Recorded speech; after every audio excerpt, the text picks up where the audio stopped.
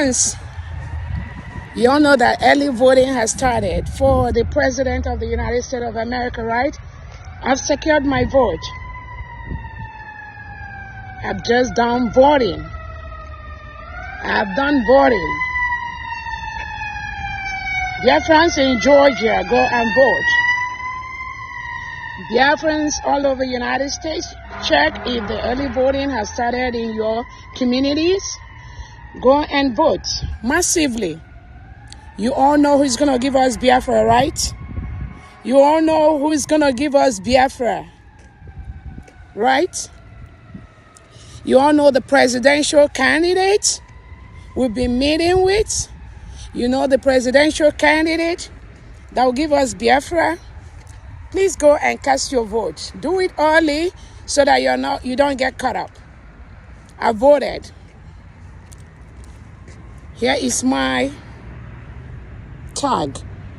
I secured my vote. Go and secure your vote. It is your duty. Dear friends, go do this now. Do not wait till the last moment. You know who's going to give us Biafra, right? Let's do it. Thank you. It is reported that the state of Biafra to come to Donald Trump inauguration that will take place on the 20th of January 2025. Let me have your reaction on that. Well, it is well expected. It is something that we are looking forward to. Not only Nigeria, not only Biafrans, not only Igbos, the whole world is looking at that. Even if there's going to be some level of pretense on the side of Donald Trump as the 47th president of the United States of America, it will still be along the line of continuous presentation of the Biafran cause.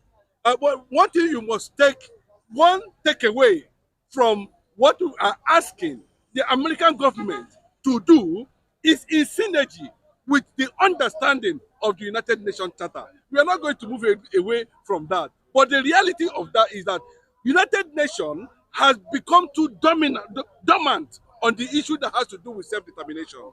And in that regard, and that is why every nation that's agitating for freedom is pushing it towards superpowers, like where we have America, because America has the power to veto any threat coming from the United Nations or veto anything at all. So it will be worthy if the American government consider the importance of having a kingdom, a nation like Biafra in West Africa, in Africa. It's very important.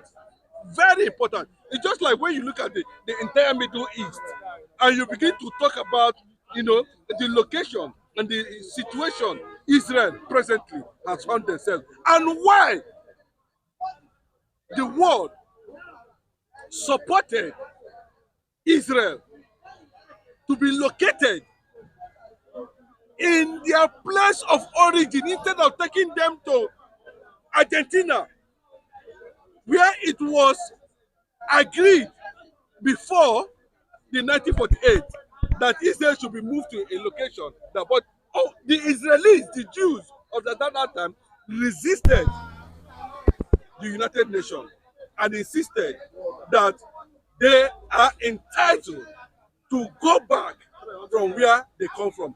Unfortunately, they took them to Tel Aviv, which was desert as at that time. There was no water, there was no road, everywhere was desert. Also, U.S. Justice Department recognizes Biafra in exile. Biafra government in exile. I also think they're sharing news, Mr. Chinedu.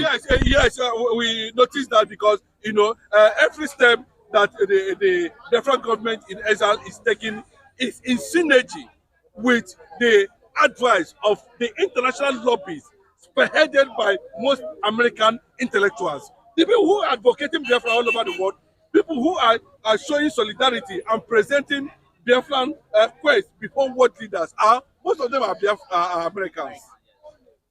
And you begin to wonder, why is it that Americans are showing interest? Americans are not stupid, they are not lazy people. before Americans will begin to show interest in a particular tribe, in a particular race, in a particular quest, in a particular fight. Bros, there is more to eat. There is more to eat. It's just like when Americans are talking about the support of the Jews in Africa, in the world, and you are saying there's nothing reasonable about the Jews, you are a lie. Most of the things the whole world is enjoying today is as a result of the ingenuity of the Jewish people. If you listen to Adolf Hitler, what he was trying to do at that point, he did not actually hate the Jews, but the fear of Jewish dominance was a threat to the Nazis as at that time. Bros, figure Nigeria, figure Igbos. We have not been in power, we have not been close to anything. The people who are enjoying the contraption has always been the Yorubas and the Hausas. They see Igbos as rebels. When Igbos said something is not correct, it needs to be corrected, they said no, because 2 against 1. Well, what is 2 against 1? And that one, they make sure that the elements and territory of the Igbo nation is being fragmented. And that is what the question we are asking. Is there any tribe, any race, any country in this world without ethnic nationalities, minorities? America is made up of 4 major tribes with over 13 colonies. Those 13 colonies, 1 colony is more than Africa. You have the Chinese, you have the Japanese, you have the Indians. They are all there. But in Nigeria, don't go there. It's Igbo territory. No, it's Igbo. Go to North. Are you telling me that all those people that are located in that uptown are all Hausas? That's the question. All of them speak Hausa. There is need for us to know that the world is preparing. Me, I don't have any reservation about that. The world is sitting down quietly. You know, they know that the time will come, there will be level of perfection. Everything about Biafra. But there's nobody. Nigeria created Biafra. Nigeria, and they now, after creating Biafra, they want to run away from it. Unfortunately, it's too late. We are in January. We know how the history of January in Nigeria. January 15th coup, January 17th coup, so many coup. But the only one that is significant is the one that was alleged to be spearheaded by an Igbo man. How did Nigeria create Biafra? That is a question. This man who is the anchor, if he permits me, then we can go into that. But if he doesn't permit me, then we now know that the Aburi and the consequences of the killing of Igbos in the north before independence, before 1953, go and check your record. Why are you killing? Why is the killing when there was no Biafra? Would you remember that Biafra was not a nation, but Biafra was seen as a bite. There was a water that was named after Biafra, the bite of Biafra. Nigeria removed it from, just to give you an insight. What led to the Biafra is the abolition and denial of the agreement to stop the killing in Nigeria, and which is centered on what? Aburi. Every day, Nigeria talks about Aburi without knowing it. And at this point now, the agitation for recognition, not restoration, the agitation for recognition. What you are saying is recognize the existence of these people. Recognize, see, we don't expect an Igbo man to carry gun and be. No, we don't do that. We're not cannibals. This is a civilized world. It's just like when you have your wife and your children at home as a father. If there is any disagreement among your children, who do they run to? They run to their father. I say, Daddy, this one will say, Then you, as a father, what do? You come in unity, in unionism, and said, you are wrong. Oh yeah, peace. Then, as a father who was supposed to supervise peace, you are now bringing injustice into it. When the food that is meant for 3 people, you give only 2 people, and say the other one should go to hell. Nothing is happening. They call you 1, they call you 2, they call you 3. Then what do you think they will do? They will have to shout so that the world will come to their rescue. And that is what the Biafrans has done. And to that kind of extent, it has gotten the attention of the American government. I can tell you, the #1 speaker of the world, Mike Johnson, is the speaker of the United States of America currently now. So many of them have lined up. Yes. And the question they are asking is, how come? The Igbo popularity has spread all over the world. It has gone viral. And they say, the Igbo man in America, they don't have to look at it twice because there are references.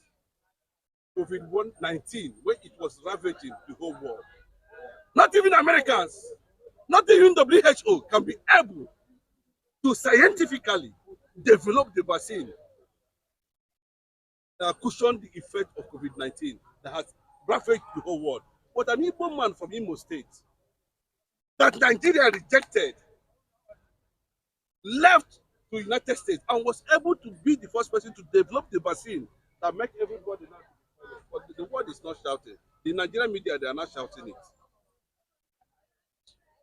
Bro, so many of the things you are seeing, around the world that's added value to humanity. Go and check it very well. Dig deep. The DNA of Igbos are there. And if they like, when they marry Igbo women, say they are looking for it. We're waiting for them. Anybody when you touch now, say, I marry Igbo. You touch this one, say, I marry Igbo. I marry Igbo. But no problem.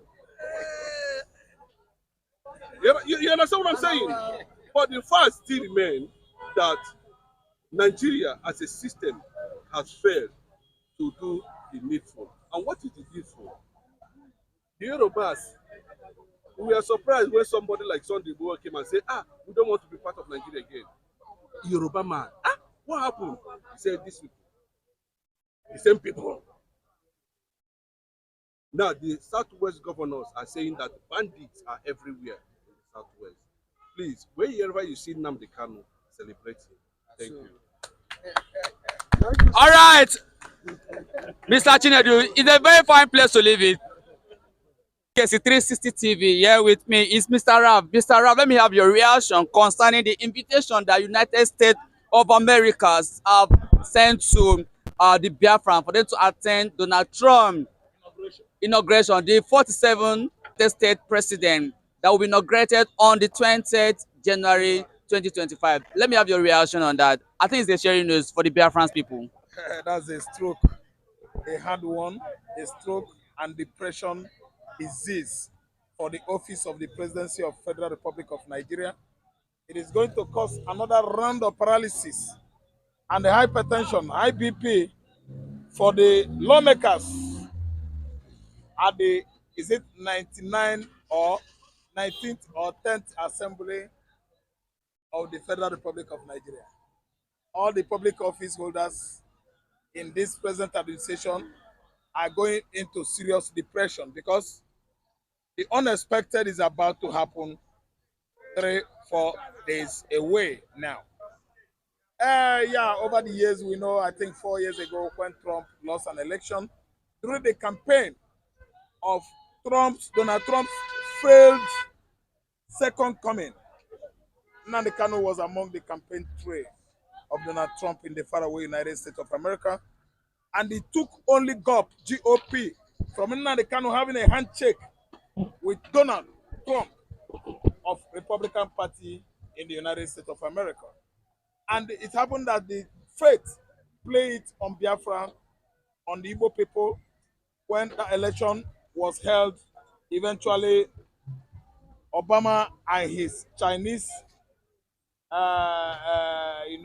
usurpers, Arab usurpers, Mexican usurpers, prevailed on Donald Trump on his second coming. And we've seen what God has done recently, last year, November, when Donald Trump contested the election with a woman again. That was Kamala Harris, though he contested in the past with Hillary Clinton, and actually he prevailed on Hillary Clinton. And I can actually tell you that this is how God has programmed Donald Trump presidential future or ambition to be when he actually went to the poll with Kamala Harris and he came out with flying color. See, let me tell you, inauguration of Donald Trump's second coming, the most prestigious invited country out of the countries of the world is the new Prince of Africa, a country in its cradle form, its cradle stage. That country, its name is Biafra. Biafra is going to take part on Donald Trump's second coming inauguration in the faraway United States of America, and it is a good hope for every indigenous people of Biafra, every Biafran. We are going there to at least witness inauguration of the second coming of the most intelligent, the most controversial, the most righteous, the bluntest president United States of America has ever had, apart from Abraham Lincoln. Yes, it's Trump, a man that has succeeded on bringing Jerusalem back to its original shape and form. Jerusalem currently is the capital of Israel. Give it to Trump. So what am I trying to say? The coming together of all the Jews in the world, the commencement is here. It is going to begin with inauguration of 47th United States President Donald Trump in the faraway United States. The Biafran nation, which is, of course, it's 8% Jews. Jews country is grazing, is blazing, praising that highly exalted occasion. See, the most exalted occasion, the most anointed occasion in recent time is inauguration of the second coming of Donald Trump of the United States. And I'm telling you that the whole world is going to be happy about it. The whole world will see Biafra as one of the invited countries in the United States of America, and that is going to lift Biafra, internationally, image, popularity the more. Because Trump has made mention of Biafra coming to inaugurate him, to celebrate him in his second coming. Oga, this has gone beyond Biafra. This has gone beyond Nigeria. This has gone beyond Buhari. This has gone beyond APC. Biafra is attending Donald Trump inauguration comes 20th January. And we are here to celebrate Biafra attendance of the second coming of the bluntest president United States of America has ever had, Donald Trump. We are going. And that is telling you that there is no friction, there is no devastation, there is no trouble. Nothing is going to stop Biafra from emancipating 2025. We are going to take part in America. All right, Mr. Rav, it's a very fine place to review because of our time. Thank you for speaking on our platform today. You are welcome. All right. All right, Mr. Olajide, as I was telling you that the USA government have extended an invitation to United States of Biafra for them to attend Donald Trump, the 47th United States President inauguration that will take place on 20th of this very month, January 2025. So it's a sharing news to the Biafrans. So let me have your reaction and your view on that. Mr. Kacee, my line of discussion on this platform has always been that I support a two-state that will bring everybody out and be to operate on its own strength, without being held down, without being tied down by any section of the country. That is what is operating in the US. If states in the US are operating on their own pace at their own growth, they are going on their own race. California is not being held down by Nevada or Michigan. Everybody is growing on his own race. So I believe that if there's a reason for him to agitate that so thing is not going on well with me. I want redress. It should be addressed. It should be listened to. It should be you know done. So if Donald Trump inauguration has recognized that Nathan Embassy from the South should be invited and people of Biafra to be invited, so be it. It's not enough for people of Biafra to go, depends on what they invited them for. Okay, are you also informed that? Are you aware that Nigeria president is not invited to that inauguration? Excuse me, our every country of the world is sovereign state, is sovereign nation. So they have the right to choose who to invite. It's absolute right of any country to choose whoever it right. As an embassy, a gospel artist going to perform. People from Biafra, according to me. So it's a prerogative of the state to choose who you like. If you like, you choose your opponent. Also, the Department of Justice recognizes the Biafra in exile. That means that the U.S. Department of Justice also recognized Biafra in exile. If that means we are nearing where we are going, Mr. Kacee. We have been advocating for a truly federal state of Nigeria to exist. Maybe by now, the